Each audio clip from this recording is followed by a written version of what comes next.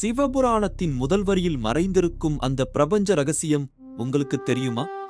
இமைப்பொழுதும் என் நெஞ்சில் நீங்காதான் தாழ் வாழ்க. இந்த வரி வெறும் புகழ்ச்சி என்று நினைத்தீர்களா? இல்லை, இது ஒரு ஆழ்ந்த தியானத்தின் திறவுகோல். நம் கண்கள் ஒரு நாளில் ஆயிரக்கணக்கான முறை இமைக்கின்றன. அந்த ஒரு நொடி இடைவெளியில் கூட சிவனை மறக்காமல் இருப்பது எப்படி சாத்தியம்? ரகசியம் நம் இதய துடிப்பில் உள்ளது. நாம் உறங்கும் போது கூட இதயம் துடிப்பதை நிறுத்துவதில்லை. அதுபோலவே சிவ நினைவு நம் செயலாக இல்லாமல் நம் இருப்பின் ஒரு பகுதியாக மாற வேண்டும். இது நினைவில் வைப்பதற்கான முயற்சி அல்ல, மாறாக நம் ஆழ்மனதில் சிவனே நிரந்தரமாகி நம் ஒவ்வொரு மூச்சும் அவன் நாமத்தை உச்சரிக்கும் ஒரு நிலை.